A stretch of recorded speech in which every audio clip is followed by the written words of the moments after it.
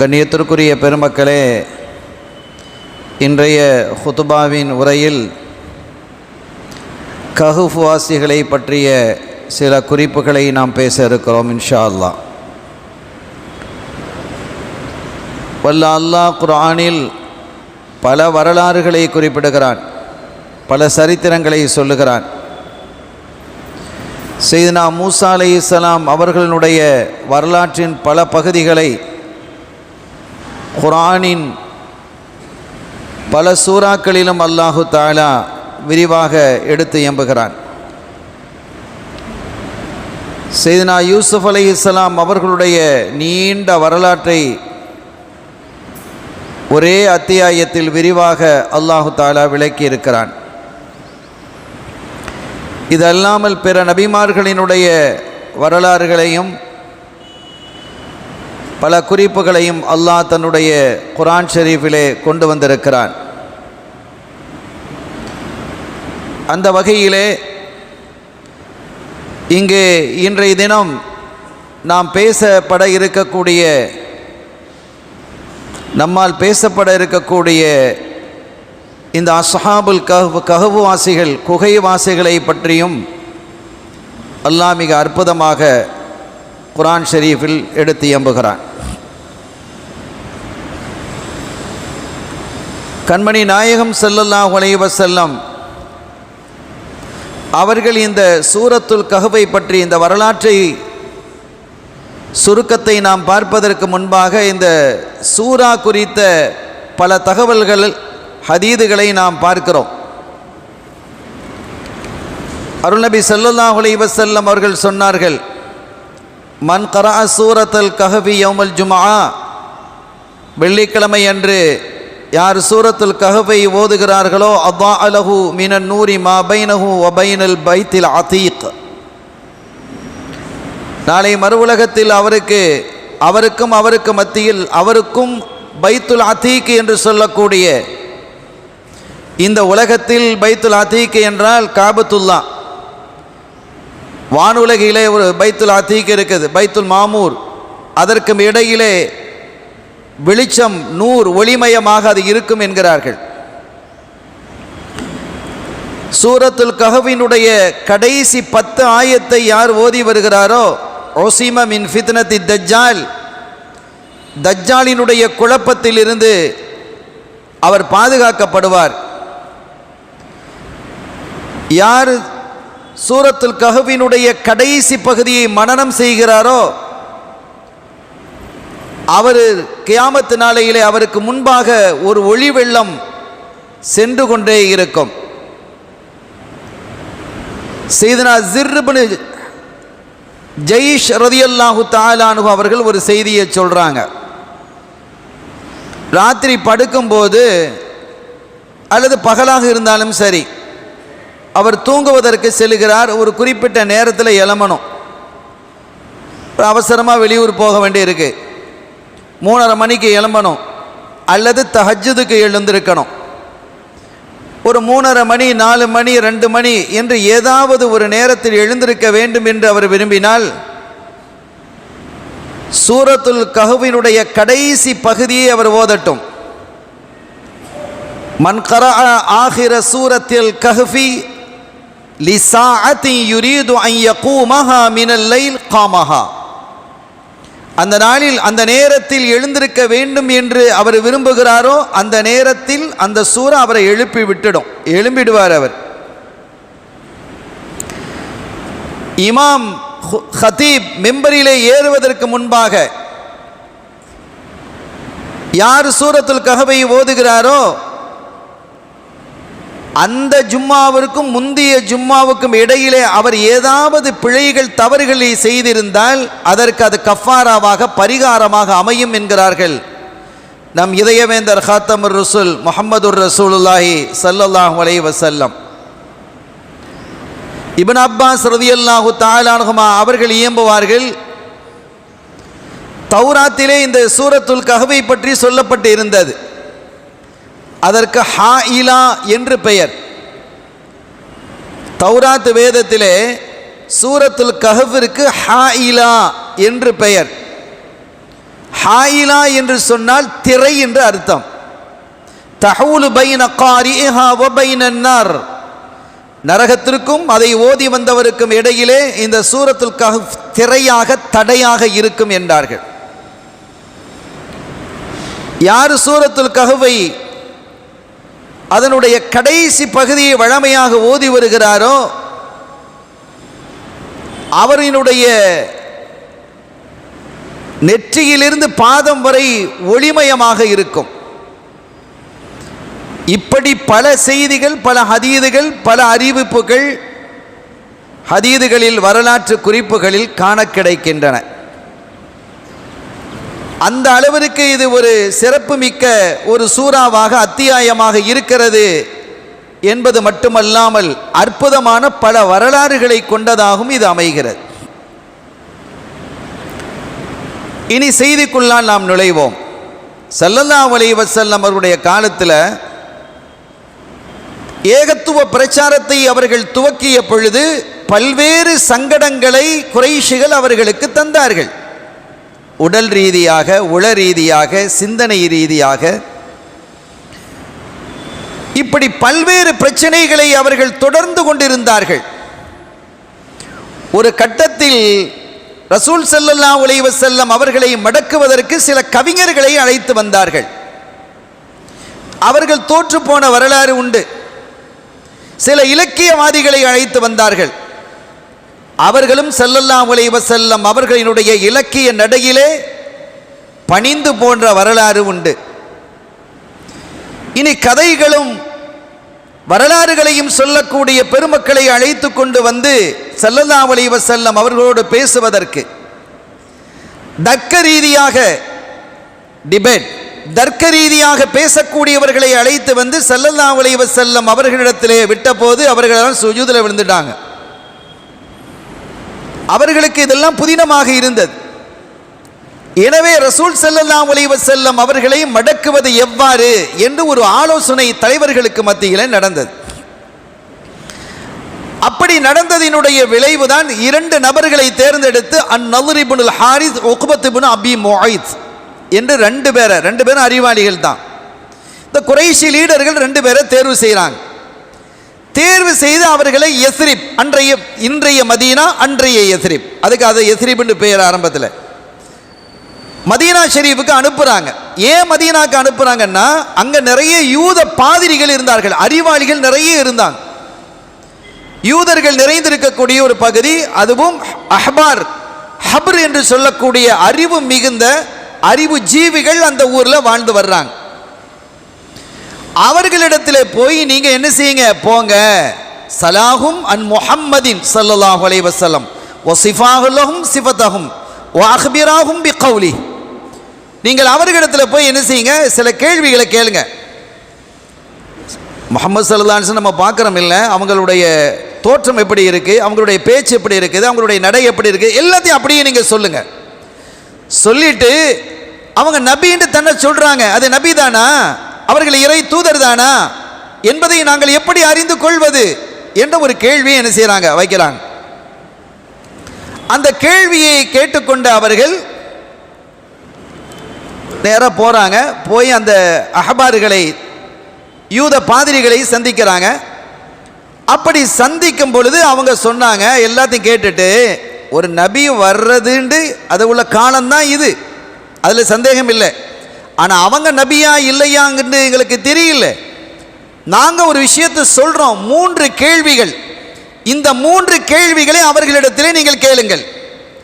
அப்படி கேட்டு அவர்கள் பதில் சொல்வார்களே ஆனால் அவர்கள் நபிதான். அப்படி சொல்ல முடியாமல் போனால் அவர்கள் நபி இல்லை. நபிமார்களை தவிர வேறு யாரும் இந்த செய்திக்கு, இந்த கேள்விகளுக்கு பதில் சொல்ல முடியாது.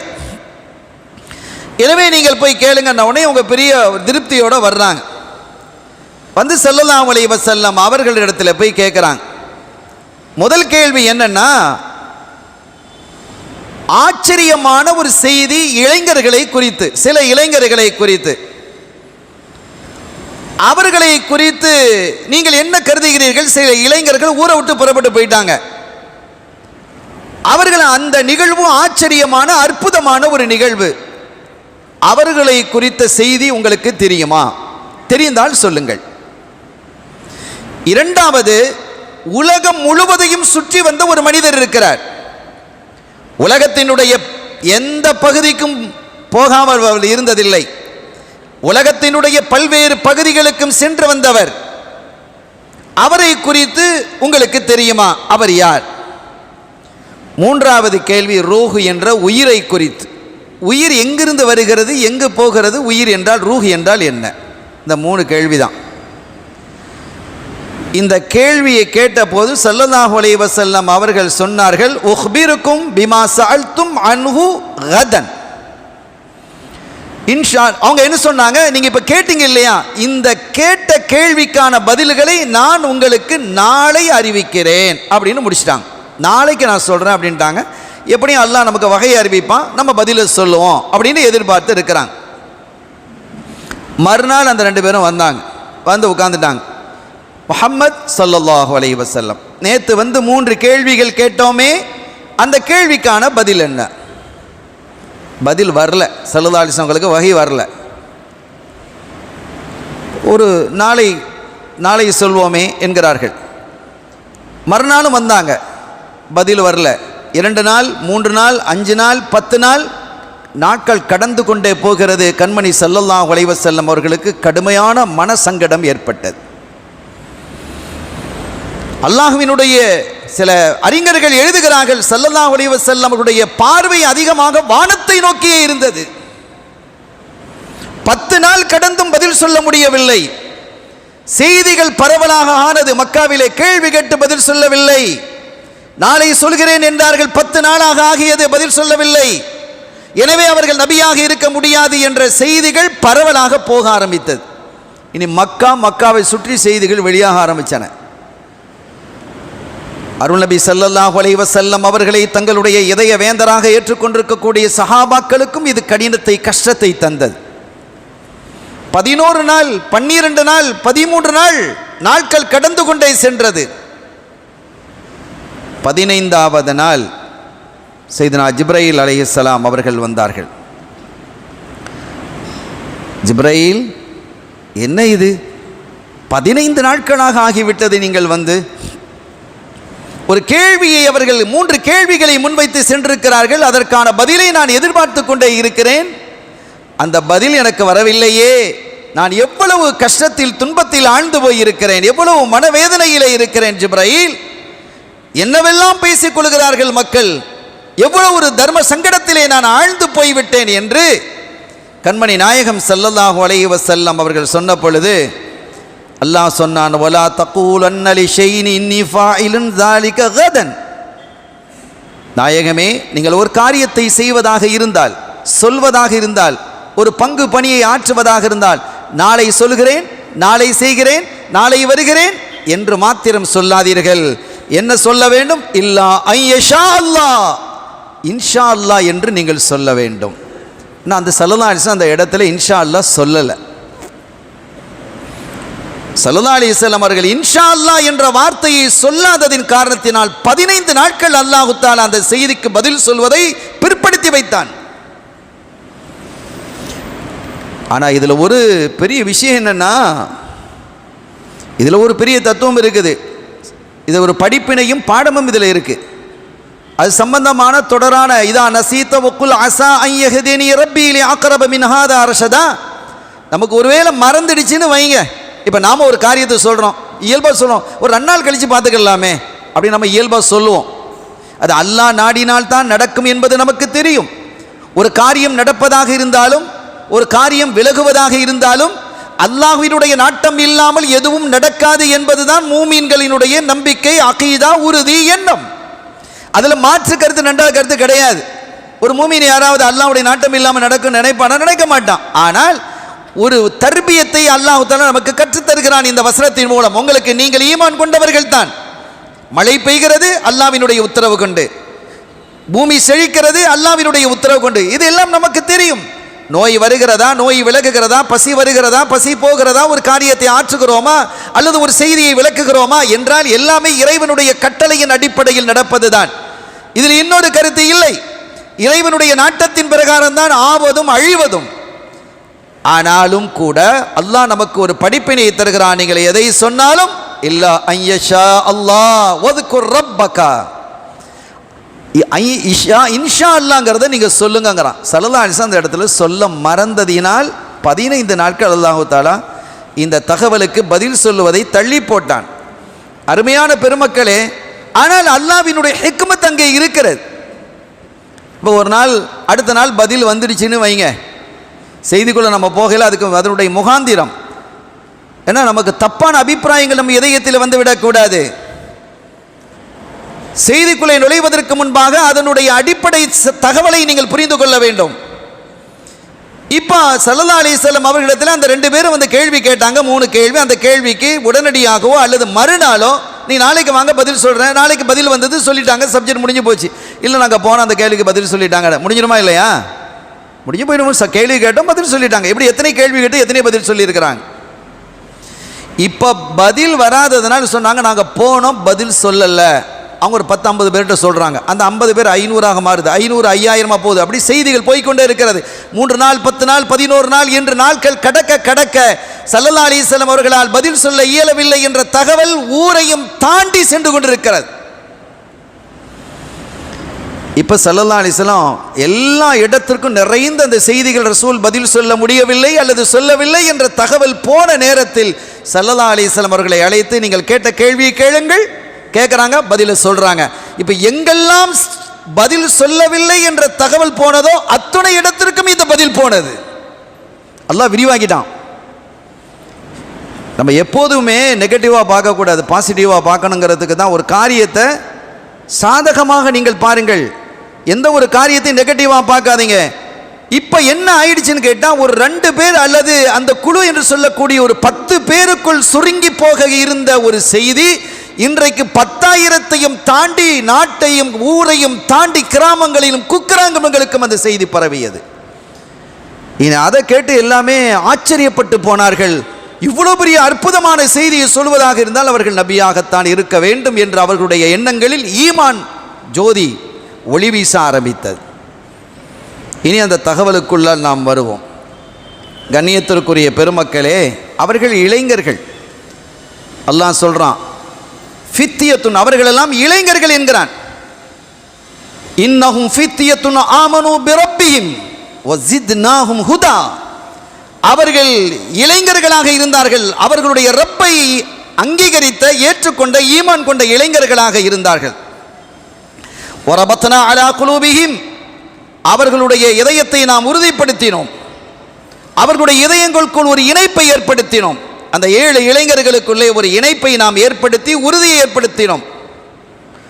இது காமு, அவர்கள் எழுந்து நின்ற பொழுது அந்த ஊரில் ஒரு அரசன் இருந்தான். அந்த அரசனுடைய பேர் திக்யானூஸ். சையதுனா ஈசா அலைஹிஸ்ஸலாம் அவர்களுடைய காலத்திற்கு பிந்தி, ஸல்லல்லாஹு அலைஹி வஸல்லம் காலத்திற்கு முந்தி. கண்மணி நாயகம் ஸல்லல்லாஹு அலைஹி வஸல்லம் காலத்திற்கும் ஈசா அலைஹிஸ்ஸலாமுடைய காலத்துக்கும் இடையில கிட்டத்தட்ட 600 வருஷம், ஏறக்குறைய சற்று குறைவாக ஒரு 570 வருஷம். இந்த நிகழ்வு எப்போ நடக்குதுன்னா ஸல்லல்லாஹு அலைஹி வஸல்லமுடைய காலத்திலிருந்து ஒரு 300 வருஷத்துக்கு முன்பாக நடக்குது. இந்த நடுப்பட்ட காலத்திலே இந்த விவகாரம் நடக்கிறது, இந்த விஷயம் நடக்கிறது. இந்த நிகழ்வு வரலாறு அப்சூஸ் என்ற நகரம், இது ரோமை சார்ந்திருந்த பகுதி அல்லது சிரியாவை சார்ந்திருந்த பகுதி. இந்த பகுதியிலே இப்போ எல்லாருமே அவங்க ஈசா அலைஹிஸ்ஸலாம் அவங்கள ஏற்றுக்கொண்டவங்க தான். ஒரு காலகட்டத்தில் அதை விட்டு வெளியில் வந்தாங்க. அவங்க இஸ்லாத்தை விட்டு வெளியில் போகிறாங்க. இஸ்லாத்தை விட்டு வெளியில் சிலைகளை வணங்க ஆரம்பித்தார்கள். இதில் திக்யானூஸ் என்று சொல்லக்கூடிய அரசன் ரொம்ப முக்கியத்துவம் வாய்ந்து பல ஊர்களிலே சிலைகளை வைத்தான். யார் ஊருக்குள்ளே என்றாரா இருந்தாலும் சிலை வணக்கத்தை புரிஞ்சுட்டு தான் உள்ளே வரணும்டான், இல்லைன்னா கொல்லுவேன் அப்படின்ட்டான். சிலை வணக்கம் யார் புரியவில்லையோ, அந்த ஊரினுடைய வாயிலில் இருக்கக்கூடிய சிலைகளை யார் வணங்கவில்லையோ அவர்களெல்லாம் கொல்லுமாறு உத்தரவு பிறப்பித்தான். அல்லது அவர்களை கைது செய்து கொண்டு வாருங்கள், நான் அவர்களோடு பேசுகிறேன், அவர்களுக்கு தண்டனை எடுத்து நான் சொல்லுகிறேன் என்றான். அப்படிப்பட்ட இறைவனை மட்டுமே வணங்குவோம் என்று கொண்டு இருந்த அந்த இளைஞர்கள் 7 பேர், எல்லாம் சகோதரர்கள் தான், எல்லாம் காக்கா தம்பிமார்கள், அண்ணன் தம்பிமார்கள். அவர்களை கைது செய்து கொண்டு நிறுத்தப்பட்டது. நீங்க ஏன் வணங்கவில்லை, சிலைகளை நீங்கள் ஏன் வணங்கவில்லை? அப்போ அவங்க சொன்னாங்க, ஃபகாலு ரப்புனா ரப்பு ஸமாவாத்தி வல் அர்த், எங்களுடைய ரப்பு வானங்கள் பூமியினுடைய ரப்பு எல்லாமே அல்லாஹ் தான். லன் நதுஉ மின் துனி, அவனை தவிர வேறு யாரையும் நாங்கள் வணங்க மாட்டோம். அரச சபையில எடுத்து பேசுறாங்க. ஒரு வீரன் யார்? ஒரு அநியாயக்கார அரசனுக்கு முன்பாக சத்தியத்தை எடுத்து பேசுபவன் தான் மாபெரும் வீரன் என்றார்கள் மானல் நபி ஸல்லல்லாஹு அலைஹி வஸல்லம் அவர்கள். இந்த இளைஞர்கள் பேசினார்கள், நாங்கள் அல்லாஹ்வை ஏற்றுக்கொண்டோம், ரப்புனா ரப்பு ஸமாவாத்தி வல் அர்த், வானங்கள் பூமியினுடைய இறைவனாக எங்களுடைய இறைவனாக அல்லாஹ் மட்டுமே இருக்கிறான். வலன் நதுஉ மின் துனிஹி இலாஹா, அவனையன்றி யாரையும் நாங்கள் இலாகாக ரப்பாக நாங்கள் ஏற்றுக்கொள்ள முடியாது. லக்கது குல்னா இதன் ஷததா, அப்படி ஏற்றுக்கொள்ளணுங்கிற வார்த்தையை நாங்கள் சொன்னால் அது வரம்பு மீறியதாக ஆகிவிடும் என்று தைரியமாக எடுத்து சொன்ன போது அரசர் சொன்னாரே, உங்களுக்கு நீங்கள் இளைஞர்களாக இருக்கிறீங்க, நல்ல குடும்பங்களை சேர்ந்தவர்களாக இருக்கிறீர்கள், உயர் தரத்திலே உள்ளவர்களாக நீங்கள் இருக்கிறீர்கள், உங்களுக்கு ஒரு அவகாசம் தருகிறேன். நான் ஒரு பயணம் போகிறேன், இந்த பயணத்தில் இருந்து திரும்பி வரும் பொழுது உங்களை நீங்கள் மாற்றிக்கொண்டு இருக்க வேண்டும், இல்லை என்றால் உங்களை தூக்கிலிடுவேன், உங்களை கொலை செய்து விடுவேன் என்ற சட்ட பிரகடனத்தை அறிமுகப்படுத்தி விட்டு அவன் புறப்பட்டு போயிட்டான். இவங்க பார்த்தாங்க, இவங்க கொள்கையில் உறுதியாக இருக்கிறாங்க, இந்த ஷைத்தான் நம்மளை அவங்க கையில் சாகிறத விட அல்லாஹ் நமக்கு எங்கே ரிஸ்கை வச்சுக்கிறானோ அங்கே போய் இருந்து நம்முடைய வணக்க வழிபாடுகளை ஈடுபட்டு கொண்டே இருந்து நம்முடைய ரூஹ் அந்த மாதிரி பிரிஞ்சு போயிட்டான் நல்லது அப்படின்னு ஒரு முடிவுக்கு வந்து தங்களுடைய தந்தையினுடைய செல்வத்திலிருந்து கொஞ்சம் செல்வத்தையும் எடுத்துக்கொண்டு அவங்க வாப்பாட அதையும் எடுத்துக்கொண்டு அவங்க இந்த 7 பேரும் எனக்கு புறப்பட்டு போனாங்க. போகும்போது ஒரு நாய் அவர்களோட கூட வந்தது. ஒரு படிப்பினையை பாருங்க, ஒரு நாய் கூட வருது. இது என்ன நாய் நம்முடைய வருதுன்னு அதை விரட்டுறாங்க, ஆனாலும் அது திரும்ப வருகிறது, அது விரட்டுறாங்க. ஒரு கட்டத்தில் அது பேசியது, நான் நல்லடியார்களை நேசிக்கிறேன், அவர்களை நான் பின்தொடர்வேன் என்று சொன்னது. அதோடு அவங்க கப்சிப்பு ஆகிட்டாங்க, நீ வாண்டாங்க. சொர்க்கலோகத்துக்குள்ள 10 ஹயவானாத்துக்குள்ள உள்ள நுழையும் அப்படின்ட்டு செய்திகள் இருக்கு. உயிரினங்கள் 10 உயிரினங்கள், அதில் ஒன்று இந்த நாயும் உள்ள நுழைகிறது. நாயை பாருங்க, நாயே சொர்க்கத்துக்குள்ளே போகுது. ஏன்? அந்த 7 பேரும் நல்லடியார்கள், சாலிஹீன்கள், அவுலியாக்கள். அவுலியாக்களை நேசித்தவர்கள் அவுலியாக்களோடு இருப்பாங்க. இறைநேசர்களை யாரெல்லாம் நேசிக்கிறார்களோ அவர்கள் இறைநேசர்கள் எங்கே இருப்பாங்களோ அங்கே இருப்பாங்க. அப்போ இவங்க சொர்க்கவாதிகள். இந்த நாய் கூட சொர்க்கத்துக்கு போகுது, ஆனால் நாய் நாயாக போகாது. 10 சொல்கிறாங்க. சாலிஹ் அலைஹிஸ்ஸலாம் அவர்களுடைய ஒட்டகம், இஸ்மாயில் அலைஹிஸ்ஸலாம் அவர்களினுடைய அந்த ஆடு, கண்மணி நாயகம் ஸல்லல்லாஹு அலைஹி வஸல்லம் அவர்களினுடைய ஒட்டகம் கஸ்வா, சுலைமான் அலைஹிஸ்ஸலாம் அவர்களோடு பேசிய எறும்பு, இந்த மாதிரி 10 ஜீவன்கள் உள்ளே போகும். ஆனால் சொர்க்கத்துக்குள்ளே போகும்போது அது அந்தந்த மிருகங்களாக போகாமல் மாறாக அது கப்ஷ், ஒரு தும்பாடு. தும்பாடு இருக்குல்ல, தும்பாட்டினுடைய தோற்றத்தில் தான் அதில் அந்த 10 உள்ள நுழையும். அதில் ஆடுகளாக மாற்றப்பட்டு அவையெல்லாம் சொர்க்கலோகத்துக்குள்ளே போகும் அப்படின்ட்டு தஃப்சீர்களில் எழுதியிருக்கிறாங்க அறிஞர்கள்.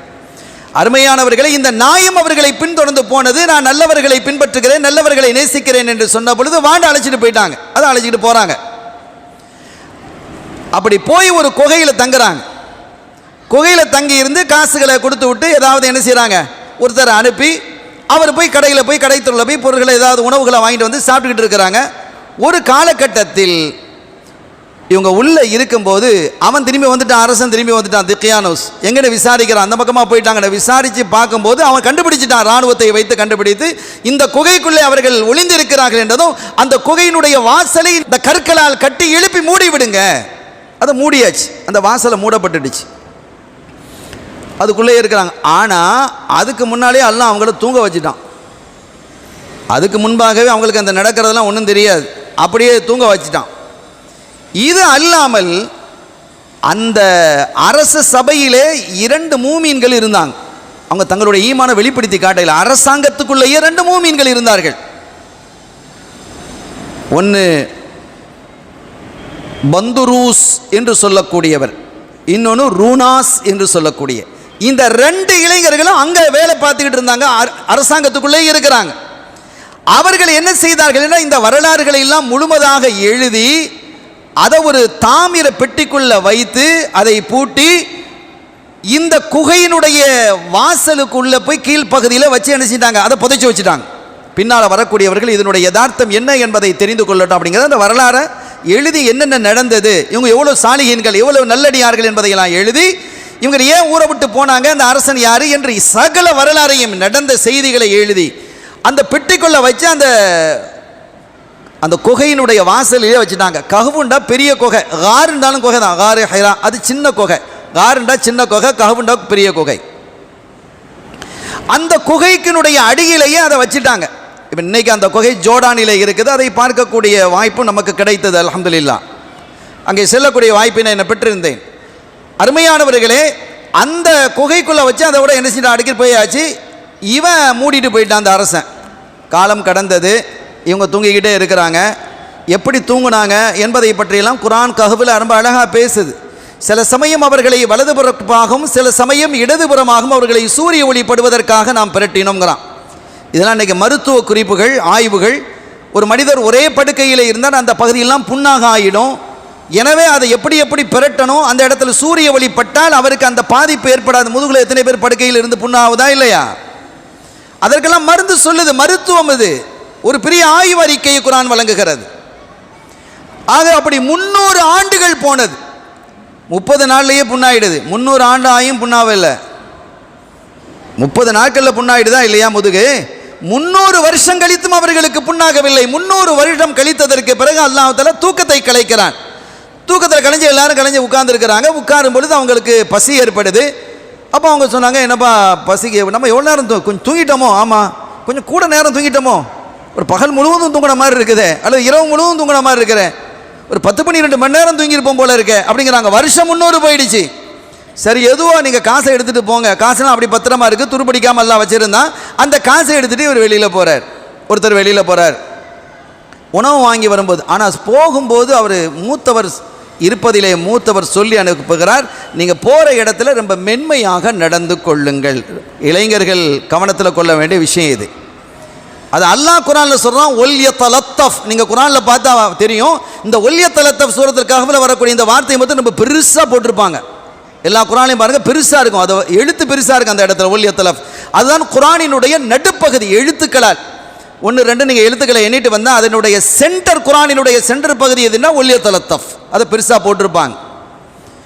அப்போ அதை சொல்கிறாங்க, ஒல்யத்தலத்தஃப். நீங்கள் போய் தொழில் அங்கே போய் ஒரு பொருளை வாங்க போகும்போது நீங்கள் என்ன செஞ்சுக்கணும்? மென்மையாக நடந்து கொள்ளுங்கள். இளைஞர்களுக்கு இந்த மென்மை தேவை. பெரும்பாலும் இளைஞர்கள்ட்ட மென்மை இருக்காது, ஆனால் மென்மை வேணும்.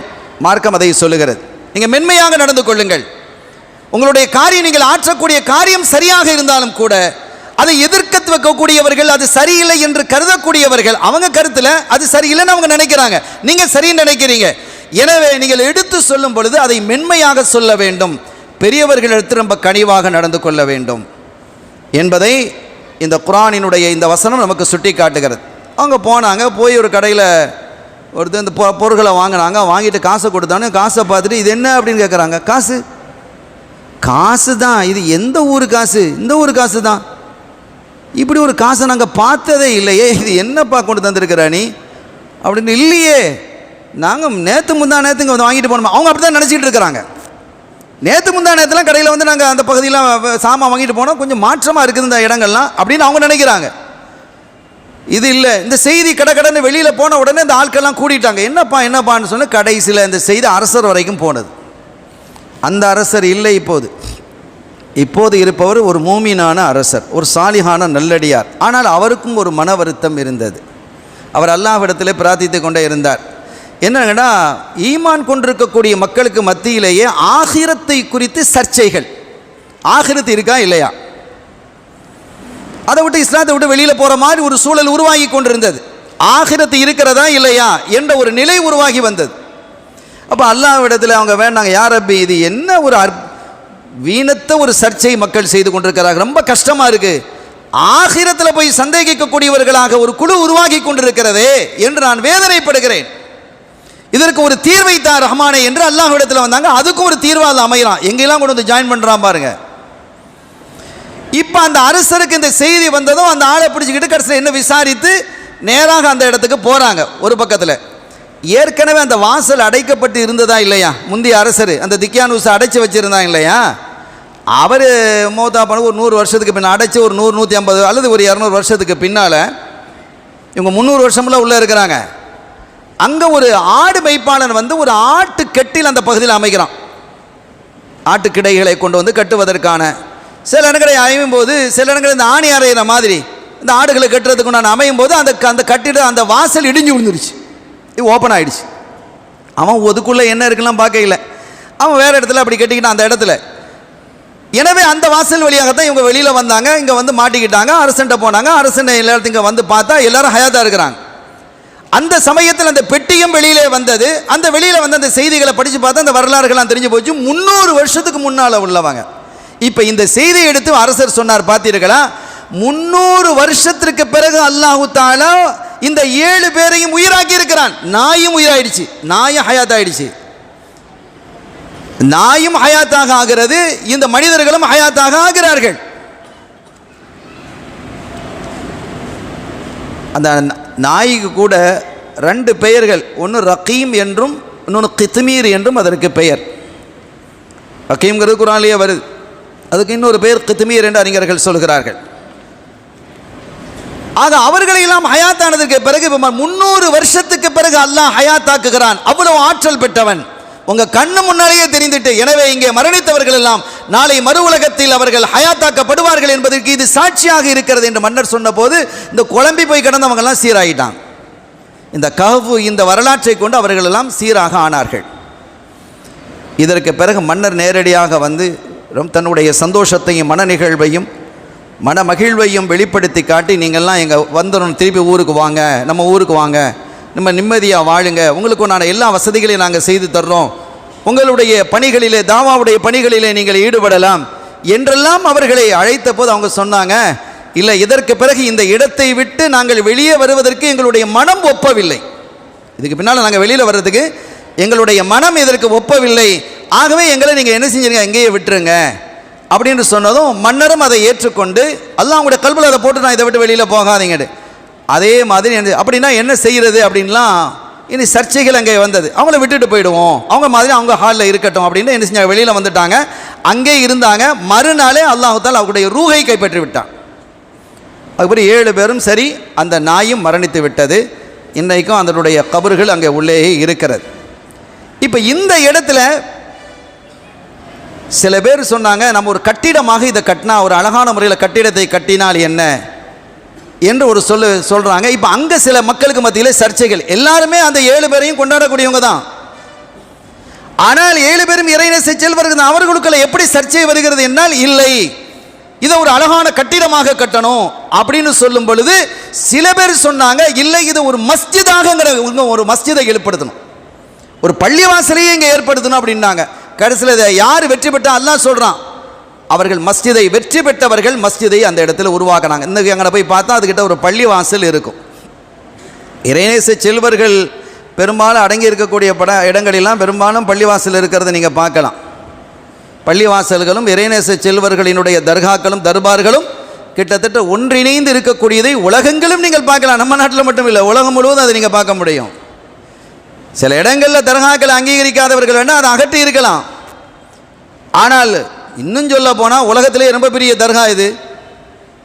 உலகத்திலேயே மிகச்சிறந்த தர்கா, மிகப்பெரிய தர்கா, ஜியாரத்தை செய்வதற்கு மிக மிக மிக உன்னதமான இடம், ஏங்கி கிடக்கக்கூடிய இடம் எதுன்னா ரௌதா ஷரீஃப் தானே. பள்ளிக்குள்ளே தானே அது இருக்குது, மஸ்ஜிதுக்குள்ளே தான் அது இருக்குது. அதை விட சிறந்த ஒரு தர்கா இருக்கா என்ன? அதே மஸ்ஜிதோடு தான் இருக்குது, மஸ்ஜிதுக்கு உள்ளேயே இருக்குது. அல்லாஹ் அப்படி தான் வச்சிருக்கிறான். இது என்னமோ ஒரு தர்காண்டா ஒரு வித்தியாசமாக, நான் அந்த செய்திக்கு போக விரும்பல, ஒரு வித்தியாசமான ஒரு சூழ்நிலையை இஸ்லாமிய கொள்கைக்கு அப்பாற்பட்டவர்கள், அவங்க இஸ்லாமிய கொள்கை நினச்சிட்டு இருக்கிறாங்க, அவங்க எடுத்து முன்னு கொண்டு வந்துட்டாங்க. சங்கைக்குரிய பெருமக்களே, எனவே இந்த அற்புதமான வரலாற்றின் மூலமாக அல்லாஹு தஆலா 2 விஷயங்களை இளைஞர்களுக்கு சொல்கிறான். இதெல்லாம் இளைஞர்கள் தானே. ஒன்று, அவர்கள் தங்களுடைய கொள்கை பக்தியில் உறுதியாக இருந்தாங்க. இறைவன் ஒருவன் தான், அவன் அல்லாஹ் தான் என்பதில் உறுதியாக இருந்தாங்க. அதில் காம்ப்ரமைஸ் பண்ணிக்கொள்வதற்கு தயாராக இல்லை அவர்கள். இரண்டாவதாக அந்த ஒல்யத்தலத்தஃப் என்ற வார்த்தையின் மூலமாக அவர்கள் மென்மையானவர்களாகவும் அவர்கள் இருந்தார்கள், மென்மை விரும்பிகளாக இருந்தார்கள்.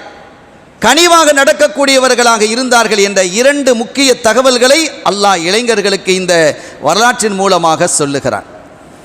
எனவே இந்த செய்தியை கண்மணி நாயகம் ஸல்லல்லாஹு அலைஹி வஸல்லம் அவர்கள் அறிவித்த போது அங்கு இருந்தவர்கள் எல்லாம் அரண்டு போயினர். இன்னொன்று, உலகம் முழுவதும் சுற்றி வந்தவர் துல்கர்னைன், அவர்களுடைய வரலாறையும் சொன்னாங்க. மூன்றாவதாக ரூஹை பற்றி நீங்கள் கேட்கிறீர்கள், அது வேறு சூறாவில் அல்லாஹ் சொல்கிறான், எஸ் அலூனக அனிர் ரூஹ் குலிர் ரூஹ் மின் அம்ரி ரப்பி, அது தனி ஒரு சப்ஜெக்ட். அல்லாஹ் சொன்னால் அவர் ரூஹை பற்றி கேட்குறாங்க. ரூஹை பற்றி கொஞ்சோண்டு அறிவு மாத்திரம்தான் வழங்கப்படும், பெருசாலாம் வழங்கப்படுறதில்லை. உலகம் முடிகிற வரைக்கும் ரூஹை பற்றி, இந்த ரூஹ் எங்கேருந்து வருது, அது எங்கே போகுது, நம் உடலிலே எப்படி இயங்குது, ரூஹு எப்படி வெளியேறுது, எப்படி உள்ள நுழையுது, இன்று வரைக்கும் ஆய்வாளர்களால் ஏதாவது சொல்ல முடிகிறதா? அது சம்பந்தமான ஒரு சிறு அறிவு மாத்திரமே உங்களுக்கு வழங்கப்படும் என்று அல்லாஹ் சொன்னான். ஆக இந்த 3 கேள்விகளுக்கும் நம் இதயவேந்தர் காத்தமுர் ரசூல் முஹம்மதுர் ரசூலுல்லாஹி ஸல்லல்லாஹு அலைஹி வஸல்லம் அவர்கள் இந்த அற்புதமான பதிலை, அல்லாஹ் வழங்கிய பதிலை சொன்னாங்க. இதில் என்ன விசேஷம் சொன்னால், இந்த சூரத்துல் கஹ்ஃப் முழுவதும் ஒரேடியாக அல்லாஹ் இறக்கினான், சன்னஞ்சன்னமாக இறக்கல. அவர்களுக்கு பதில் சொல்லும் விதமாகவும் அதை கண்ணியப்படுத்தும் விதமாகவும் முழு சூறாவையும் அல்லாஹு தஆலா ஆரம்பத்திலிருந்து கடைசி வரைக்கும் இறக்கினான். அதனுடைய கஹ்ஃபினுடைய கடைசி பகுதி மிக சிறப்பு வாய்ந்தது என்று பல ஹதீதுகள் நமக்கு என்ன செய்கிறது, தெளிவுபடுத்துது. இப்போ நீங்கள் பாருங்கள், நம்ம திக்ர் மஜ்லிஸ் நடத்துகிறோம், காதிரியா திக்ர் மஜ்லிஸ் நடத்தினா ஆரம்பிக்கும் போது துஆ ஓதுன உடனே ஒரு கிராத்து ஒன்று ஓதுவோம். கிராத்துன்னா எதுவும் ஓதலாம், ஆனால் நம்முடைய ஆபாக்கள் எதை குறிப்பாக்கி வச்சுருக்கிறாங்க, கஹ்ஃபினுடைய கடைசி பதி. கவனிக்க பாருங்க, நம்ம ஏதோ இன்னல்லதீன ஆமனு வஅமிலு ஸாலிஹாத்தி கானத் லஹும் ஜன்னாத்துல் ஃபிர்தௌஸ் இன்னும் ஓதனமா இல்லையா, சரி ஒரு கிராத்துக்காக வேண்டி நம்ம போட்டிருக்கிறோம், நாம நினச்சிட்டு இருக்கிறோம். ஆனால் இந்த ஹதீதுகள் என்ன சொல்லுகிறது, யார் குர்ஆனினுடைய சூரத்துல் கஹ்ஃபினுடைய கடைசி பகுதியை ஓதுகிறாரோ அவருக்கு கிடைக்கக்கூடிய பாக்கியம் என்னென்று பல பாக்கியங்களை நாம் ஆரம்பத்திலேயே சொல்லிட்டோம்.